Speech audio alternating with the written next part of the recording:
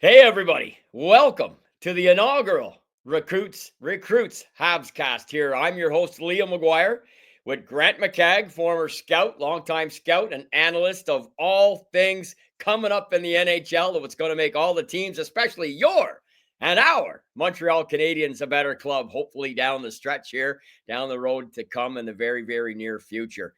Grant, great to see you, buddy. How's she going? It's going well, Liam. I'm just ecstatic that you're able to do this once a week. We're gonna have a lot of fun. We're gonna have a ton of fun. We're folks, just bear with us. We're working out some technical kinks and we're getting things going. This is a first for Grant and I to take a rip at it. And if you're just catching us for the first time, we're obviously hardcore Hab enthusiasts, but we follow the game very closely, and we're happy to offer up our opinions and thoughts on what we think is going to happen in the NHL this season. And then once the games, of course, get going, we'll have lots more meat on the bone as we analyze anything and everything that goes on in this fantastic league, which started all those years ago, Grant, in 1917. I think you were around for that time, if I'm not mistaken. Oh So, yeah, I go way back for sure, Liam. well, listen, buddy, we want to kick off this show with some predictions, and of course, we'll start with the Atlantic Division in the Eastern Conference, where our Habs play. Now, did you want to get into Lane Hutson first and the U.S. Olympic team, or do you want to go to the predictions? What do you want to do? Well, Liam, since it's a inaugural Habs cast, maybe we should touch on because it's kind of a good subject right now. Why don't we talk about Lane? Sure, sure. Let's do it. I think that I'll start by saying that first of all, what a season! What an unbelievable rookie season, record setting.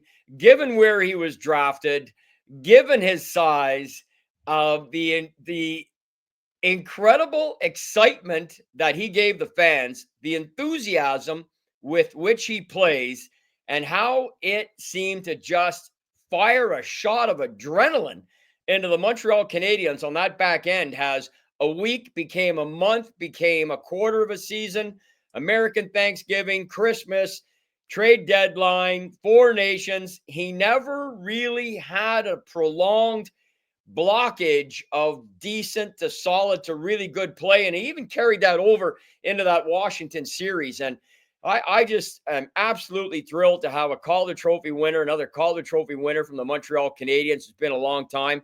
And I just thought he had an absolutely, to steal a Danny Gallivan term, a scintillating rookie season. What were your thoughts? Yeah, uh, yeah, I agree 100%. I just what you know what Have fans have been a little miffed about in the last week, obviously, is the fact that the U.S. had a orientation camp, and they invited 16 defensemen, and Lane was not one of them. It's a joke. Yeah, I mean, I think because he got off to a slow start, plus minus wise, this narrative got out there that he wasn't very good defensively, but we watched the Canadians all year and we saw the tremendous progression in his defensive game as he adapted to, a 5'9" defenseman, 160 pounds that need to adapt to the NHL. And Yeah. it didn't happen the first game. He was getting 20 minutes a night pretty much from game one. And of course, there was going to be some time to adapt. He had different partners on defense, especially the first half throughout as well. So it, you had to expect that there would be some time to have to adapt defensively. But I thought by the end of the year, he more than held his own defensively. In fact, I think he ended the year something like plus 10 in his last 15 games or something like that. Yeah. Completely turned that stat around. And so much for the narrative that he couldn't uh, he couldn't play away from the puck. So I don't know if that had something to do with it. This thought that he wasn't very good defensively, but I think he's already a solid defender. And I think maybe the other thing, Liam, is that, the old adage is you can only have one 5'9" defenseman in the lineup, and Quinn Hughes, they're not going to supplant. Nobody's going to supplant Quinn Hughes in that regard at this point. So, but this is a different type of event too. And Lane is such a special player that you almost have to think that they could get away with having two 5'9" defensemen that are that special if they did play together. But I guess it's not his time. I still think, fine, okay. You didn't think that he was worthy. You didn't invite him because, well, Hughes is going to be your 5'9" defenseman. Fine, but you invite 16 defensemen and he's not one of them. Like, he is going to be there in the future. So why not bring him along for this orientation camp and get him acclimatized, because he's going to be there in the future. I don't think there's any doubt about that. I think the snub of not going to the camp with that many defense invited, I'm still trying to wrap my head around that. Why? Because he's a perfect age. He had an incredible season. It wasn't a team that languished in last place. This isn't Carlson putting up 100 minus $1 billion on the Sharks a couple years ago. This was a guy who was probably, you could make the case, was largely responsible for Montreal securing that playoff spot. I mean, there were other factors, obviously, but he's got to be considered probably the number one. So baffling to say. I mean, no question, McAvoy, Slavin, Werenski, Hughes, as you mentioned, Farber, their top 4 or 5 are pretty much locked in.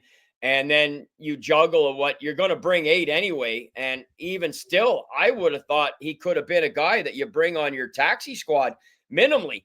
To not have him 1 of 16 speaks of something else, Grant. And I can't even really put my finger on what exactly that might be. I cannot for the life of me understand why he wouldn't have been invited to the orientation camp.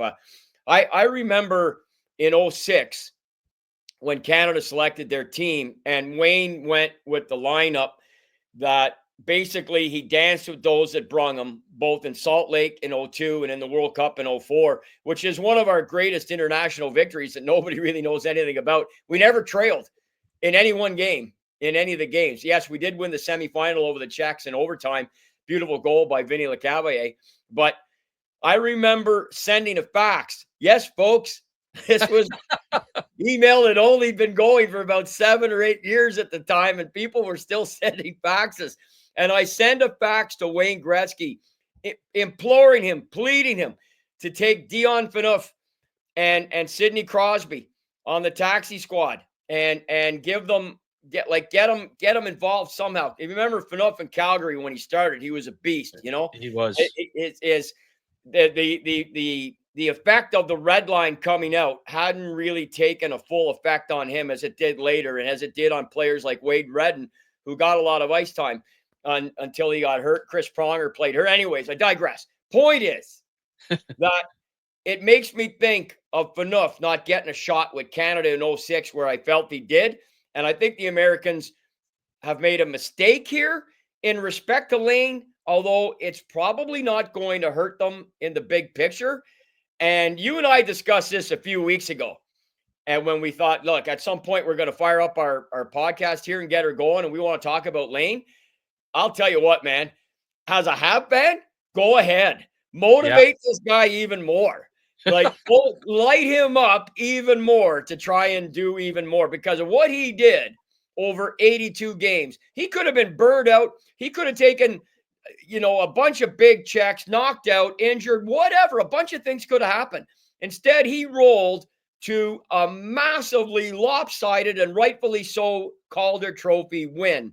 And let's see how he follows it up. And not to be 1 of 16 invited to the American orientation camp is an absolute joke. That's a joke. And all I can say as a Hab fan is, go ahead. Thank you. Thank you for motivating him for year 2, as he's going to bring in Demidov right behind him up front. And we may have the first back-to-back Calder Trophy winners in the NHL on the same team since Bobby Orr and Derek Sanderson in 67 and 68. I was wondering who the back-to-back was, and thank you, Liam. Of course, you had the answer to that. Um, not like this guy isn't motivated already. Like I think it was 2 days after the end of the season, he was back on the ice. May have been the next day, in Montreal. Like even Sidney Crosby, I think, takes a week off after the season, But and then back to his dad's rink in Chicago, and all summer, all of them out there, the 4 Hudson boys out and working their tail off all off season to get better. Like his dad told me that he just wants to get better. Yeah. And this was well before the snub from the Olympic team. So he was motivated by being picked in the 60s in the draft. Yep. And it's quite obvious now that NHL teams made a mistake. He should have been a top 10 pick. And thank you very much. The same with Cole Caulfield dropping down even where he did. I know it was well into the first round. I should say, he's very healthily in the first round, but still, you're so right, man. It's I love it. I love it. He was a breath of fresh air last year to watch. I mean, the Canadiens have improved their point total in 4 straight years. We're going to talk about their prediction, where we see them for this upcoming season here in a moment, but Lane was such a massive part of it. Just his style, like the shake and bake, the whole thing with Brady mimicking him in Ottawa here. It was just it was like every third game. And then, it's just Twitter, the cesspool that it is. And, the anonymous Bob had a bunch of numbers in his mom's basement, just ripping on him because he's got too many secondary assists or whatever. Like you said, is plus minus initially, like that's the be all end all status. And it's comical. And all I know is that nobody, not one single person, expected Montreal to make the playoffs last year. And they did it legitimately. And they did it for a bunch of reasons. But in my opinion, the number one reason was Lane Hutson. And I cannot see what that kid can do for an encore. Because the other thing, Grant, and I'll finish on this note with Lane, and I'll throw it over to you for a final comment on him before we move on to predictions, is what I also saw as the season progressed. When he did take a couple hits, I saw his compete level. I won't say it was quite like in the World Juniors there, where he kind of semi-dropped the gloves there in that one game against Sweden. But I'm not expecting him to do that in the show, obviously. But I just saw a compete level that it showed so much more to me than just a guy who's ultra talented and has a skill set that players certainly haven't been ready for. The whole shake and bake and head fake thing, and the way he can pull it off because of his skating, because of his angles, his edges. He does things that a lot of guys don't do at his age. So he can pull that off. That'll be harder. Guys will get a book on him. But what I saw, Grant, and I'll throw it over to you, was just a compete level that emerged over the course of the season, especially after they had that big, they went 1-9 going into the Four Nation, and then came right back out and went like 15-4-2 to charge right back into that playoff spot. And he could have folded his tent.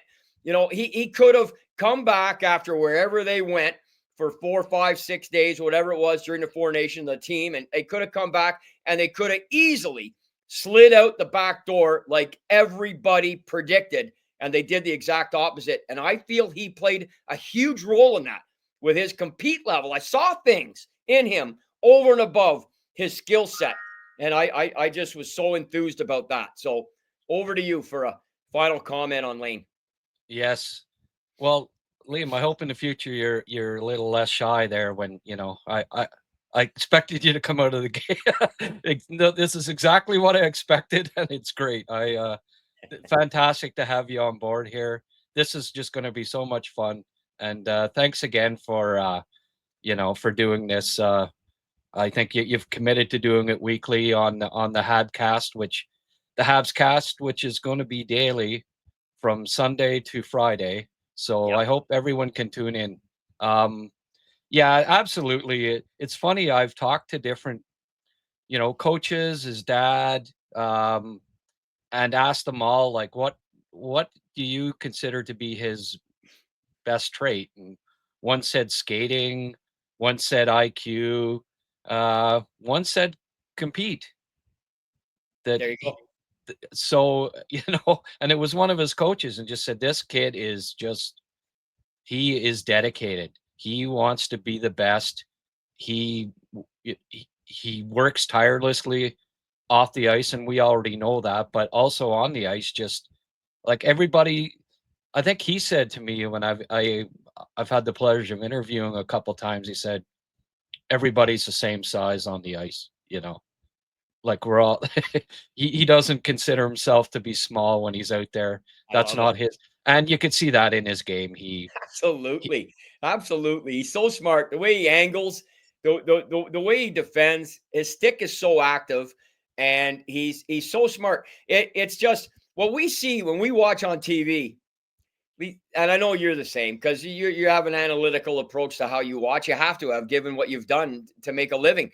And so do a lot of fans. Not all, but a lot do as well. We watch on TV and we see the holes, we see the opens. That's why the coaches always say, sometimes it's not a bad idea to put somebody who's struggling up in the press box so they can see how much time they have. They can see where the alley is, where the aisle is, where the home, where the spot is to put the puck. The little Lane already has that. This guy goes back and gets the puck, and I don't have the stats in front of me, but like the zone exits, which I know is a stat. I don't have it in front of me, but I bet you he is right up there with any defenseman in the league. He has to be. He is such a precision passer with his first pass out of the zone, and it is such a thing because he's done it so many times. Teams have come in, especially the last half of the season, and they try and pressure him. And, if you can get in, lay a hit on him, right? Like Brady wants to put him 4 rows up when he plays the Senators. So, it's an interesting dynamic to have that skill. And we just haven't had that in a long time. There's lots of guys who've been able to do it here and there, little bit, but not what we saw last year to that level of consistency. And I just can't wait for year 2. And that snub is a joke. Everybody in hockey knows it, except the real purebred haters, of which are the vocal ones on social media. Other than that, those who know the game know him not being invited to the orientation camp is a farce. That said, bring it on. All you've done is lit another fire under the kid. Hey, bring it on. That's what we got going on with Lane Hutson. Well said, Lane. All right, buddy. What do you want to do? Predictions? Why not? Let's get at it. Let's get into the show here and talk a little bit about that. We won't be on too long today, folks, but we want to give you a little bit more meat on the bone here as well, as we're just what, 5 or 6 Mondays out. I saw it on social media the other day. What a great stat! 7 Mondays until hockey or something. Fantastic! What a way to look at it, But I mean, Grant, we're going to start with the Atlantic Division, and again, you and I communicate all the time. We said, well, let's do this. Let's have some fun. And let's have some fun at the Leafs' expense. I mean, look, I don't know what you want to do first. What I've done, I did mine 1 to 8. I decided what the hell. I'll put down point totals.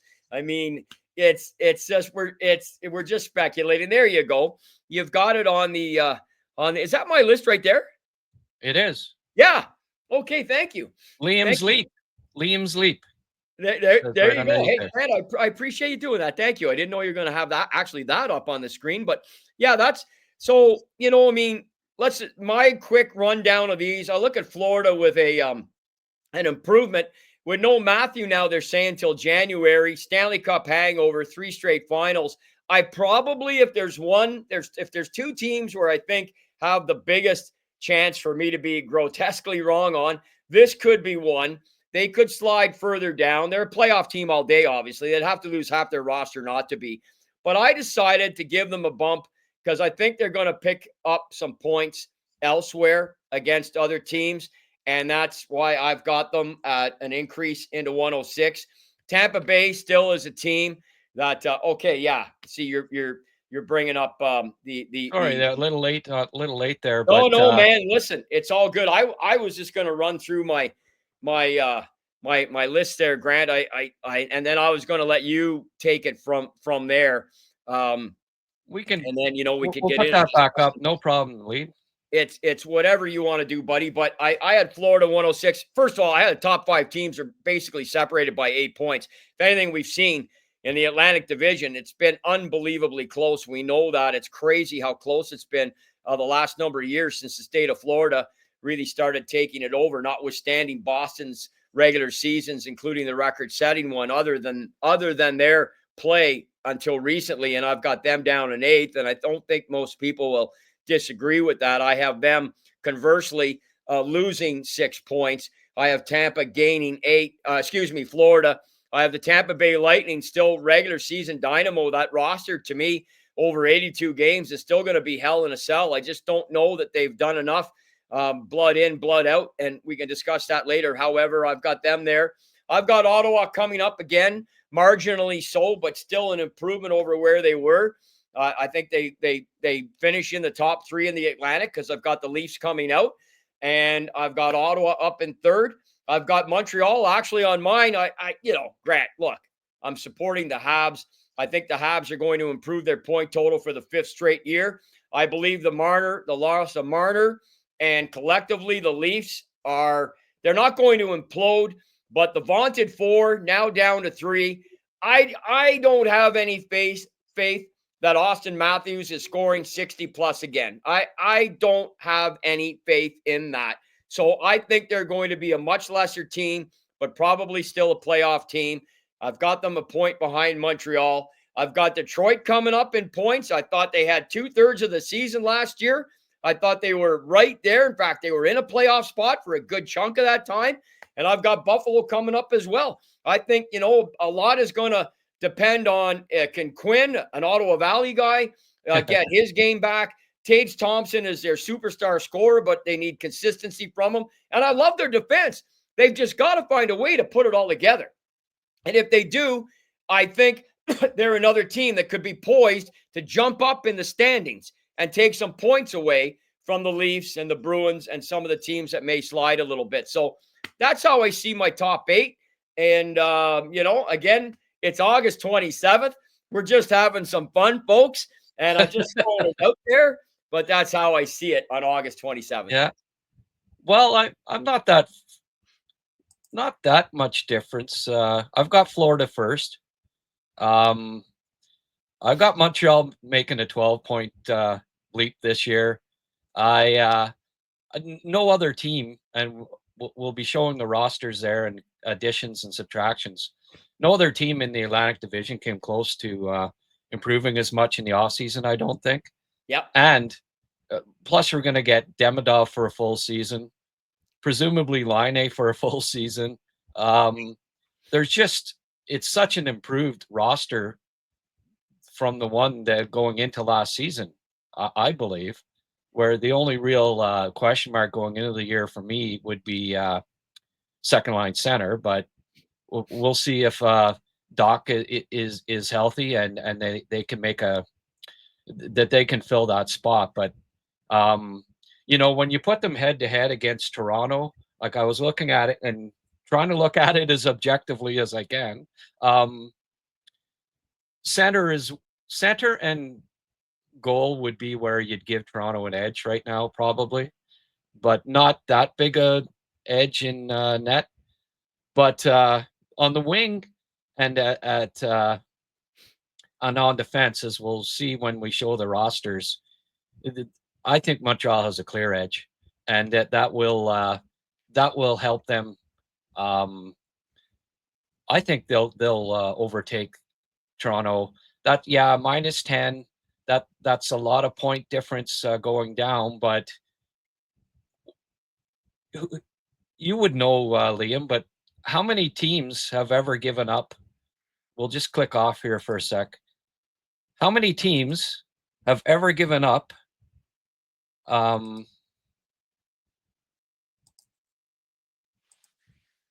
I just got to get rid of this. Sorry, Liam. Yeah, no, you're good, buddy. You mean giving up a 100-point score? You talking about Marner? Well, like for basically nothing, right? Yeah. Like the last time that I believe, and I might be wrong with this, but like Joe Thornton, exactly 20 years ago, being traded, right? Yeah. I think was the last time that a team trade. Well, it wasn't even a trade with Marner. It was a sign and trade, right? Right. But I mean, Boston went from 104 points to 74 when they gave up. I went back and looked at the standings. Yeah. The following year, they were 30 less. They had 30 less points than the year before. Like the year that they'd had Thornton, they trade him. He was on pace for 117 points, and they traded him before January 1st. Oh It yeah, was he's the only guy to win the Art Ross Trophy playing for 2 teams in 1 year. So I mean, they traded a guy who is so ridiculous, and we all remember it. Any Montreal fan will remember it because really it was the series loss to the Habs that spurred Mike O'Connell on to make the deal because he was critical publicly of Thornton after the playoffs. And there's Thornton out there playing with a flak jacket. He could barely breathe, and he went out and gave it his best shot for the Bruins, and they hung the whole loss on him, basically. O'Connell did, and they end up making the trade. And like you said, they fell right off the map. And this thing is not, you make a great point, Grant, and that's a great comparison because look at the heat Marner took. He took it way more from the fans than he did from, Tree Living or Berube or anything. But I mean, that backhand spinorama pass, total muffin in the neutral zone is probably the one that was the final straw for Leaf fans and Leaf management. And I know Mitch would probably give anything in his life to do a do-over on that. And he's probably going, what the hell was I thinking? But in Thornton's case, he went out and gave it everything he had. Because Jose Theodore stood on his head. The Habs had a better team than people were expecting. Very similar to a bunch of other Montreal victories over Boston over time, for that matter, if you want to go back over the decades. I mean, but that said, that's a great comparison. I think I've got them coming down 10 points, which I'll admit freely is probably beyond a doubt, probably too many. They probably won't lose that many, but they still got a great roster. And if they start channeling things and work around Matthew Knives a little bit, I don't know how you do that when you've got Austin with the C. I would have taken the C off the guy. I would have done what Tortorella did in Tampa, with Vinny Lecavalier. Took the C off, went a year without. They signed Anderchuk. They put the C on. They win the cup. Calgary did it. They took the C off Craig Conroy. They put it on Jerome McGinley. They go to the Stanley Cup final. The Flyers did it. Teams have done it. It's not precedent setting. Gordie Howe walked into Jack Adams' office in 1963 after wearing the C for 5 years and said, it's not for me. I can't do it. And they took the C off Gordie and they gave it to Alex Delvecchio and they went right back to the Stanley Cup final. Like, sometimes you got to look at the bigger picture. And Austin Matthews should not be wearing the C. I don't know where their point totals are going to end up. But if anybody thinks that that's a Stanley Cup contending team, I don't want to hang it all on singularly Austin just with the C. But I think that's a part of it because it's still a big part of the NHL. Yes, there's more teams going without captains than ever before, and you still don't have them, though, typically winning Stanley Cups. You still need that guy who's stirring the drink, and I just don't think Austin. I think they're coming down in points, and I think they're coming down big, maybe not 10. I know that's a push. I love your thoughts on Montreal going up even more. I don't think anybody had the offseason that they did. You're so right. Even a guy like Bolduc, like, you look what he did with St. Louis in the playoffs, like, holy lifting. Like, they've got, it's going to be so exciting. I just can't wait for the season to start. But I like your list as well, Grant. You're right. I don't think we're that dissimilar. Yeah, good. I'll bring this back up for a sec here. Ottawa, I don't know that they made much, like they really improved necessarily in the offseason. Tampa, I think, the same point total is fair. Right? They're going to be in and around there. I think you had like 103 for them or 104. So we're right about. I had a 104. I got a 2-point. Like, look, like I said, we're screwing around here in August. Whatever. I just don't see the bottom falling out of them. I mean, all things being equal. No. Victor Julian Brisebois is one of the best GMs in the league. And, moving away from Stamkos a couple years ago, Nashville signs the world, everybody. And look what happened. Nothing. Like it takes that. You got to have you have to understand the ingredients that make a successful team just to be successful enough to Absolutely. be one of the top 16, let alone to win a round or two or get to the semis or the finals or win a cup. So I think Tampa still, Yeah. the Tampa team that got smoked by Florida in the playoffs are, to me, are more or less the same. And I don't see them being a cup contender anymore, but I see them being a 100-point team in the regular season. How many in Florida first? Like, I mean, I looked at the roster and There's nobody, holes. they didn't lose anybody. Look, they How many signed those teams? three guys when they did that interview with Zito on Yeah, the ice surface after the final game, and he said, "Yeah, I think we can get all three of them back." Who among us was saying, "Not a chance in hell you're getting Ekblad. No way, no how you're getting Ekblad. You may get Marchand on a retirement deal because he's there now, and yeah, he's going to say to hell with Boston. I'll stay here. I got a cup. I'll hang around. I like it in South Florida. It's all good." Like, you maybe thought you could get two out of the three, maybe, yeah, right? But I I would have bet money. I didn't, but I would have. If yeah. someone had offered me a bet, I would have said, "No way, you're getting Ekblad back," for a number of reasons.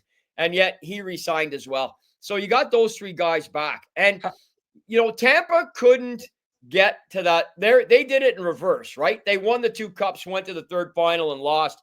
Florida's done it the other way around. Tell me these guys don't want to have a crack at getting into that New York Islander territory with three cups in a row. Yeah. You gotta think now internally in that room. If it was you, Grant, I know if it was me playing, going in the room, I was going, "Hey boys, we got a chance here to roll the clock back 45 years.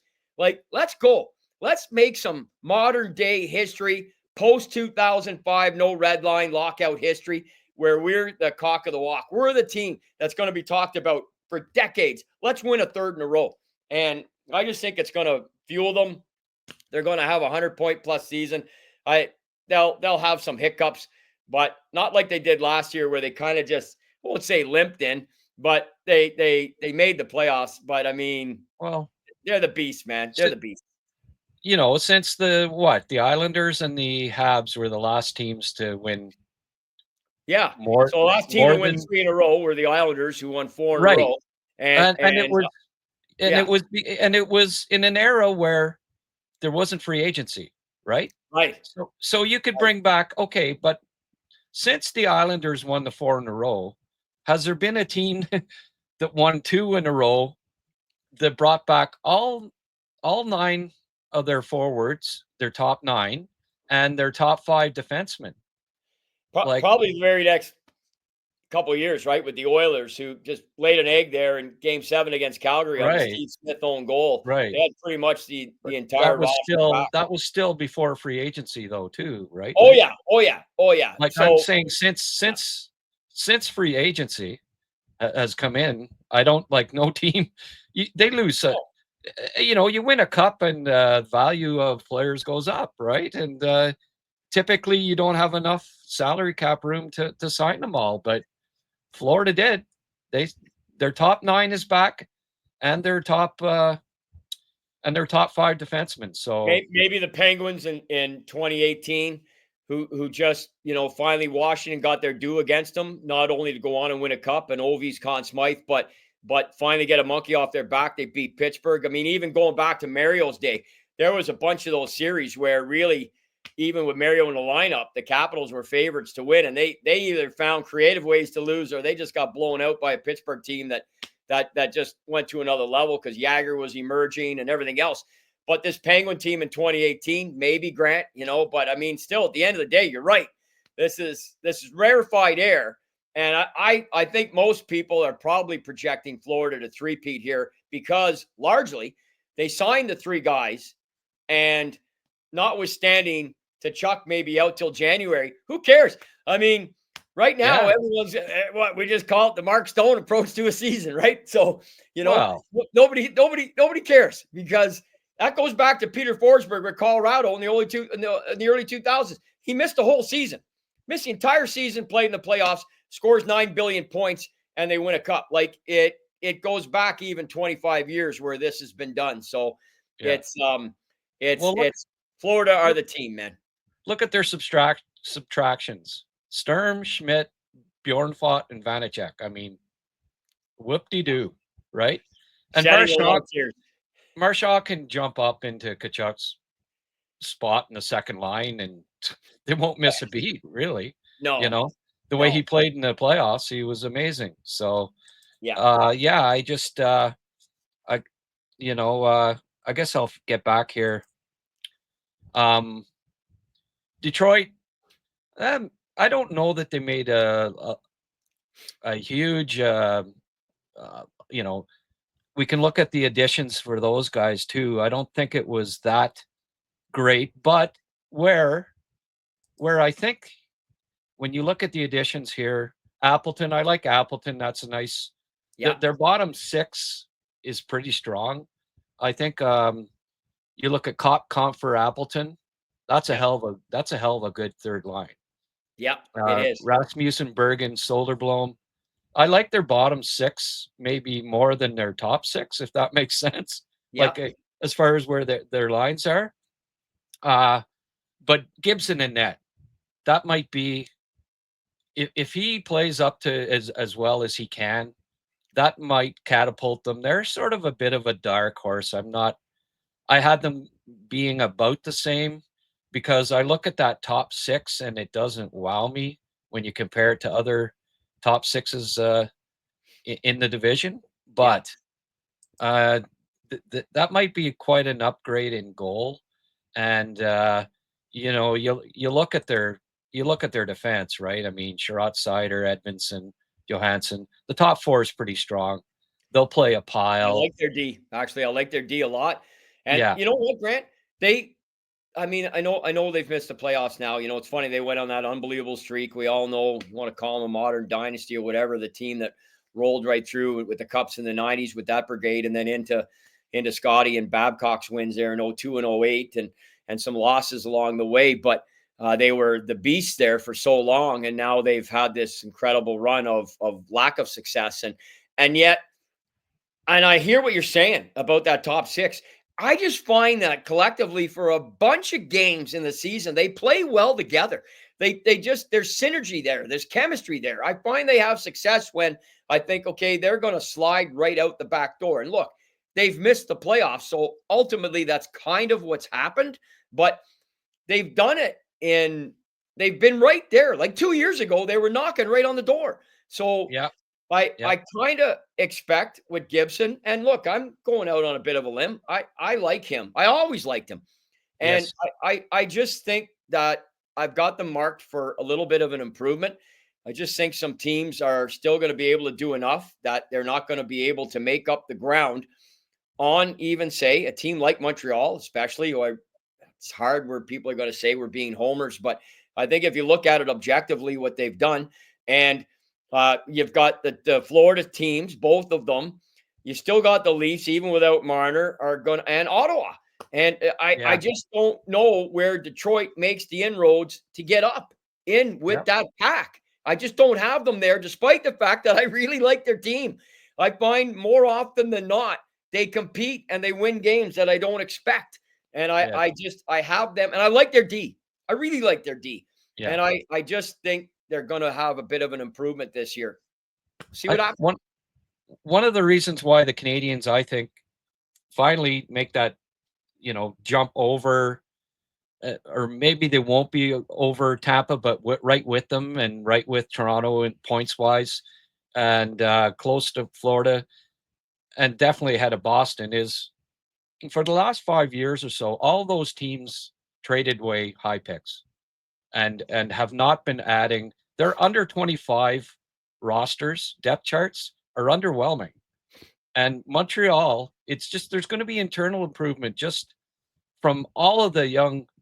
No other team in the division has the under 25 talent that Montreal has, and that they're just going to be improving as they gain experience, right? They're Yeah. only they're only going to be better. All of these young players are going to be better. So on top of that, adding Bolduc, Demidov for a full year, and Dobson, I just see.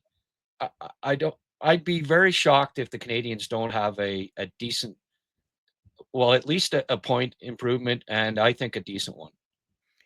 Well, I like it, Grant. I know you went 12, I went 8 or whatever, or splitting hairs. But like I said, I think they're coming up for their 5th year in a row. The NHL record is 8 by the San Jose Sharks, 8 consecutive season, a point improvement. The Islanders are second with 7 when they came through the 70s, and they did it by the draft. They did it the old-fashioned way, which you mostly did back then if you were going to get better. So, notwithstanding Edmonton keeping Gretzky as a priority pick from the WHA. Having said all that, I love what the Habs. I mean, I don't know how it's really exciting. The why factors, of course, are what are you going to get from Line A? Like, it is, where's we only got a year to go, right, on the contract. So I thought it was a perfect signing. He came in, he was such a breath of fresh air, just like all Europeans or any former East Block guys going to Montreal. They get so embraced. We've seen that there before, and he was so embraced. And we didn't get out of him in the playoffs what we were hoping for. That was a tough one, but it looks like all the video footage that surfaced and his own comments that he's made, albeit sparingly, it looks like he's really enthused to give it a shot here with Montreal. He's going to want to if he wants to get another contract somewhere. So there's that. And then Doc is another why factor as well. Like we all know the situation. We all know. And so at what point he gets in a lineup, how he's used and how he plays is going to be a tremendous why factor for Montreal also, because he holds the cards to potentially be an incredible part of the building block for the Habs. And Line A, you know what I would do, Grant? I would have a 1 and a 1A power play. I don't like Cole being out there on the same unit as Line A. This is going to seem stupid, I know. But I coached 9 million leagues under the NHL, let's be honest. But I always had really talented teams. And I had some of the years that we won, I had 2 power plays. I call them 1 and 1A. And the way I would do it is very simply. You're starting, your unit starting, and I would have a guy too, just like Suzuki, who was playing both. I had one guy, Morgan Dag, who I would leave out there to play both sides of it. The rest of the guys I would change. Great player. The next game, there you go. The next game, or the next shift, the next power play, if they didn't score, then the other unit would start because each one had a shooter. One guy was from the wing side, one-timer. One guy was a cannon. He had a major junior A shot on the point. He was a forward. I would put him back on the point. So I had a shooter on each unit. And I would play them off against each other, make it an internal competition. I was just listening to Scotty Bowman in an interview last week talk about how in practice he had Jarvis, Gainey, and Roberts or whomever, Murray Wilson, take your pick, going against the Lafleur line in practice all the time. Like you had arguably 2 of the best defenders in the league against 2 or 3 of the best forwards in the league in practice, day in and day out. You got to do some things to step outside the box. And I hope Montreal does that with Line A and allow him to still be there, but give Cole that shot too. And if Liney's first unit doesn't, or whatever unit, 1A, they don't score, then put out 1B first in the next power play and leave Cole in that spot. I thought he regressed a little bit on the power play as he had to float and get off where he was before Line A showed up. Anyway, I'm really going down a road here, down a rabbit hole. But I think the Habs are marked for a 5th improvement, notwithstanding, of course, we all know obvious why teams may fall back for. But I really think Noah Dobson. You kidding me? I mean, next to Marner going to Vegas, maybe Ehlers to Carolina. If you want to, I'll concede those as 1 and 2 of the biggest moves trade deadline week. I'll concede that marginally on Ehlers, but I'll concede it. But Noah Dobson of Montreal is number 3 by a mile. By a mile. Are you kidding me? A right-hand shooter D who had 71 points 2 years ago, and the guy's horny as hell to be there? Look, I was on a stage with him 6 weeks ago in PEI. This guy's jacked. I put him on a stage with Larry Robinson. Larry Robinson and Noah Dobson on stage in front of 200 people, live crowd, PEI. And we talked nothing but Habs. And this guy is jacked up to play, man. Jacked up. And I mean, What an improvement. And then we got Demidov. I mean, it's an abundance of riches right now. So Yeah. I'm saying 8 points. You're saying 12. We could be, don't forget, Anaheim had the biggest improvement last year in the NHL. And they're coming on the West. They're way the hell out of our bailiwick of conversation. I'm just saying they were the number one improved team in the NHL last year. Who's to say Montreal doesn't really take a big jump? I'll tell you what, man. If we get some goaltending and they figure out what to do with Doc, then things could get really scary good for Yeah. Montreal. But that Bailiwick. Atlantic Division, Grant, I like where we've got it. I really just think maybe Florida doesn't have the season they do, and they're back a few points. They're Yeah. still, I think, comfortably top three. And we've both got Toronto coming down. I think that's probably the way it's going to be. Well, Liam, let me just get a word in here. Sorry, buddy. Yeah, bailiwick. There's going to be a lot of young lads that are going to be looking that up in the dictionary, online dictionary after. I'm a writer, Grant, right? I'm a writer. But to get back to your point about the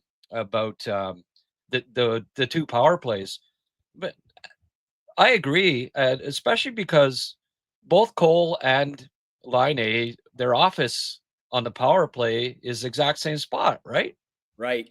The left along the wall on the left side, the Absolutely. Coming one-timers. off the wall or in the circle, then all depending on what the D's giving you. You uh, step in a couple feet, and like they Line, if he gets that shot on net, it's scoring. yeah, But his teams were defending it at the end, and he yeah, certainly, anyway, go and ahead. they tried to I got a lot to say here.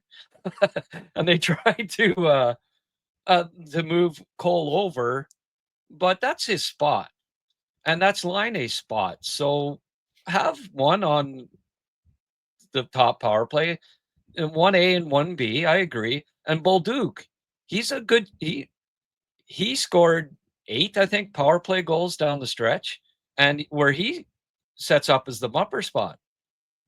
So you have one of those guys on, imagine the second power play with Line and Bolduc. And then I also think because you can have two really strong power plays now, I think with the lineup that they have, I also think that they should go. What they did also was they put Caulfield back on the point because Line right is in the spot. Well, I think I know that the trend has been towards you got to have a forward on the point on the power play. There has to be 4 forwards out.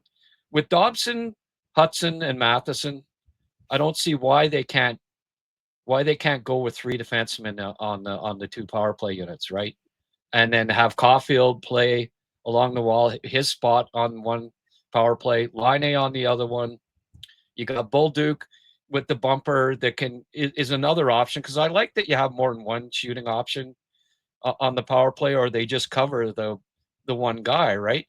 Well, if you got 2 guys covering Line and 2 guys covering Caulfield, that'll open up Bolduc with his bumper spot. That'll open up Slav, who has a pretty good shot one-timer on the right if he gets more consistent with it. And I mean, Suzuki in the bumper scores a pile of his goals in that spot, right? That's where he likes to snap them off. And that's not even talking about Demidov. So they have 8 to 10 players that I think are legitimate first line power play candidates. And so break it up, have two solid power plays. You get the second unit out there, the second best defensive unit out against what could be a first power play. And I bet you the second power play scores a pile of goals. That would be my hope. That's certainly what I would love to see. I just didn't like Line and Cole. I know you want to get him out there, and Line was so hot at the start. You had no choice. You had to play him. He was scoring every game. So and you had to play him. And it just and look, Cole got his cookies too, right? I mean, he had a great season, and he's knocking on 40's door here, and he's going to eclipse it. I really think he can score 50. But that's what I would do. I would have a 1A, and a 1B power play. I have Line A and Cole, double shift Nick. I'd even consider double shifting Lane, to be honest. I don't know how often I want Matheson patrolling the back end other than in his regular rotation. I don't know, man.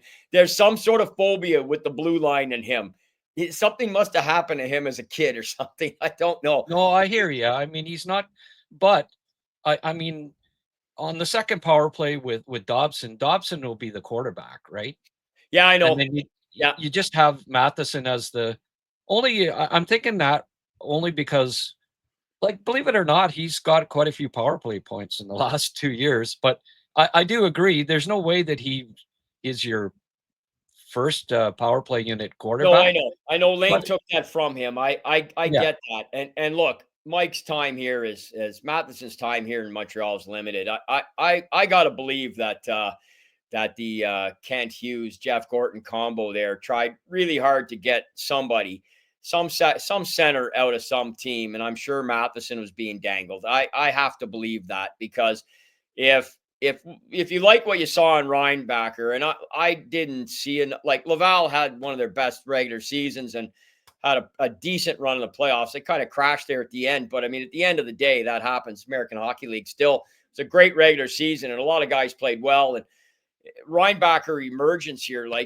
and Mike's age and everything. And it's just, he just handles a puck like it's a grenade at that blue line too often for me. I And agree. it's a time where they're going to have to, fish or cut bait. And I think that's what's coming with him. However, we'll see. A lot will determine the start. Everyone's going to say this. Well, you got to have a good start, especially if you're a playoff contending team. They made the playoffs last year. They've got probably the most improved roster, so they should be in the mix early on here, and it'll be very evident early on as well. So we're all going to have a window into this to see. And what I've Yeah. seen so far out of the Hugo combo there is I don't think they'll wait around. Not now when they're poised to maybe make a push, a significant push to be a significant contender in the Atlantic Division, the Yeah. one we're talking about right What now. and we've discussed this before, and those are all valid points, Liam. What I would say, just going back in history, like they want to be a contender, a serious cup contender here. Um, Not since like I don't know 70 or 1982 when Potvin was the old man on a cup winner at 26 or 27. Have you had every cup winner has at least two veteran defensemen, guys that are 30 plus, and some have had like five or six. And I just everything that I hear, like I've heard from Rob Hudson and others, just how much of a leadership role Matheson brings to that young group. Because other than Carrier, they're all young, they're Yeah. all inexperienced, and he's just been such a vital piece in helping those young guys develop. And I don't know. It's going to be interesting with Matheson. I could see it going two ways. I know Hughes loves him, right? He's a local boy. He's known him forever. He picked him up. He, I think he likes Matheson a lot, and I wouldn't be shocked if they re-signed him, but it would have to be at a decent price, a hometown discount. I think if Yeah. they do, but because I think you want at least two veteran defensemen. Now they could always turn around and get another one. I realize that at the trade deadline or whatever. It's going to be interesting with Matheson. I Yeah, I think they probably do trade him, but uh, Hughes hasn't made too many moves. In fact, all of his moves, unlike Bergevin, I think have been with his head and not his heart. But in this instance, I think his heart might get a little bit involved when it comes to Matheson. I will predict that he gets traded this season. And I think acquiring Dobson and the emergence of Reinbacher, although Probably. Yeah. Oh, albeit I need to see a larger sample size, but I just think the Dobson acquisition has is what ultimately is going to lead Matheson out the door. And I just think too is that probably the grenades that he gives up there are just too frequent. And despite it, the cons are just slightly starting to outweigh the pros for me. Yeah, well, with Mike, I love the guy. Look, he's a tremendous skater. He's got great hockey sense. He's a veteran. He's been in the league. What you're saying is not wrong. I mean, this Montreal team to me is not, obviously they don't have a Wayne Gretzky and they don't have a Mark Messier and maybe not even a Yari Curry, but they're the boys in the bus from 45 years ago. They're that young group of Oilers who grew together, suffered some devastating losses in the playoffs, and then including one in the final where the Islanders just schooled them, and then they went on a tear for a period of time. Now, look, there was only one Wayne, and the rest of the supporting staff was pretty strong too. But by 2025, 2026, 2027 standards, I think the Montreal Canadiens are poised for something like that. And yeah, I don't see Mike a part of it. But well, who knows? he'll probably get a good this is his last year, right? Before his contract will be up. Yeah. And he's going to get a decent payday, right? And sure. the Canadiens, they got to pay Lane. Yeah. Goulie's contract come up.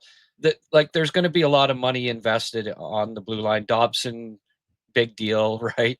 So, from an economic standpoint, and for the reasons that you've stated, I think the likelihood is it's probably 60-40 at least that Matheson gets dealt at some point. It'll be interesting to see when it is. Like if the Canadiens are in contention, they're right at the top of the standings. Matheson, there aren't many players that you'd say, well, we'll let him go to free agency and then try to re-sign him. But Matheson would be a player that I think would want to stay, being that he's a West Island boy and stuff. And that, yeah, especially like you said, if they're in a position of looking like, if you get through a third of the season or something here, or get into Christmas, you're still 8 weeks shy of the trade deadline or the Olympics, whatever break you want to use, but certainly before the trade deadline, and they're playing okay, and he's played okay, because look, Goulet's going to get hurt again. Like he plays like he's Scott Stevens out there, and he's not. And he needs to figure out a way to stay in the lineup, because when he's in the lineup, he's incredibly effective, and that's going to really cement that top four. You lose any chink of the armor for any extended period of time, and you move everybody up one on the depth chart, you're a lesser team. I don't care. Those guys are positioned where they are for a reason. So when they're out, and Goulet sadly is going to get hurt, and I hope not, but I just fear that he still is trying to find where exactly he fits in terms of just going out there and playing with a little bit. He reminds me of a defenseman's version of Wendell Clark. Like if Wendell if I've said this to him, you could have gone back in time. Maybe you had lightened up on just a few of those hits. Maybe he didn't fight quite as often. He's gone, yeah, man, it's just, I knew no other way to play. And maybe that, but what'd that lead to? It led to him being injured a ton. And this is what we're seeing with Goulet right now. Well, and he's an integral part of the lineup. So listen, you're not wrong. If this team is in the running for, say, a top three in this Atlantic division that we're talking about, and Matheson as a contributor to it, then hey, they'll probably try and sign the guy, and he'd probably love to stay, because you never know what the hell can happen in the playoffs, right? We've seen that enough where teams eventually just step up and make a statement and go on a run. I'm sure he'd love to be a part of that. He hasn't had that opportunity, and to do it in his home city and on a team he's grown with here in the last few years. I feel that he's going to get dealt this year, all things being equal, Grant. Yes. I think his position on the roster will become moot before the trade deadline, and he'll be dealt. I'm not saying it because I hate the guy or have anything against him. I just think the configuration of the defense as it is right now, all things being equal, everybody healthy, growth, everything that we're expecting, I think he becomes expendable and becomes a tremendous asset to trade for something that you really could utilize come playoff time. But we'll see. Well, Liam, we're hitting the hour mark here, and I think you have to go golf with who? Larry Robinson, or I'm golfing with Larry tomorrow. Oh, tomorrow, okay. Today, where the weather is iffy, but today is as we're taping this is Wednesday, and I help run the men's league at Rideau Golf Club, one of the premier tracks in the region of Ottawa Carleton. It's my 46th year there, Grant. So to say I've grown up there is a bit of an understatement. And my son, I have two children. I have a son and a daughter, and my son just got engaged just a few months ago at Rideau on our 7th tee block, if you can believe it. And the reason he did that is because the 7th tee block, our back block at Rideau on number 7 tee, is the closest geographically to where I grew up on the Cars Road line. And he did that in honor of me. So that's how much that course is ingrained in my very fiber and in my soul. So I'm heading there to help run men's league right now. And tomorrow I've got Larry and Mo Robinson coming out to join me on the course. And if the rain has other thoughts, we'll sit around and have a coffee and talk about some great Montreal Canadiens stories from days gone by. But Larry and Mo, the entire Robinson family, have been very, very close friends of mine since the late 70s. I knew his parents. I went to their services. They were great people. They're a great family. And I'm looking forward, and hopefully we can get off the tee tomorrow and the rain holds off for us, even as much as the farmers need it out here. Yeah. Maybe if it's a light rain, we'll still play. Yeah, rain tonight. That'd be fun. Yeah. Rain tonight would be great. Yeah.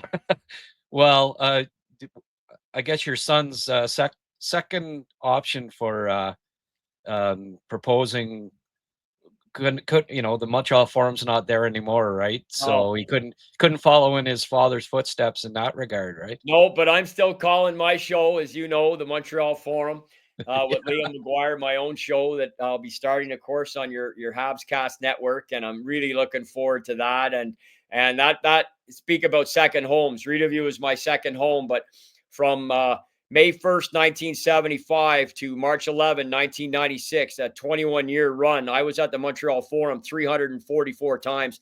78 of those were playoff games. And I was the only man, as you just alluded to, in the 71-year, 3-month, 17-day history of the building, the only man to propose at center ice of the Montreal Forum. And if you want to go online and get that photo, you can throw it up on this. You're welcome to do so. Even though Liz and I split years ago, we have remained great friends, and we've raised two fantastic children we're both very proud of. And I think the world of Liz still. It wasn't meant to be as a couple, but she's a great lady and a great friend. And that was an amazing moment in time for me personally. And I think now she looks back on it and says, yeah, it was kind of cool because the Forum closed just so soon after that. But it was an amazing night, Friday night, September 10, 93 at 7:35 p.m. when I proposed to at center ice with the building completely empty and every single light on. And that was thanks to Dick Irvin and John Shipman, one of the trainers at the time.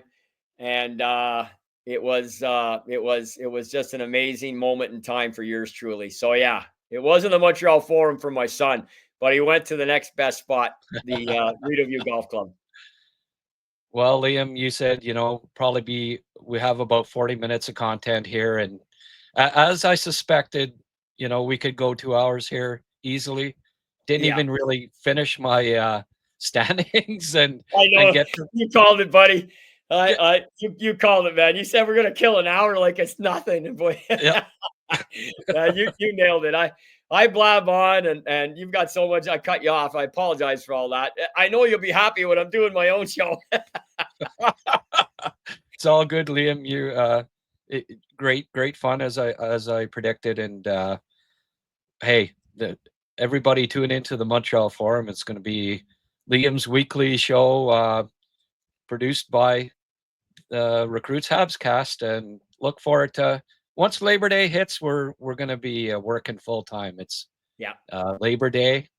It's very fitting.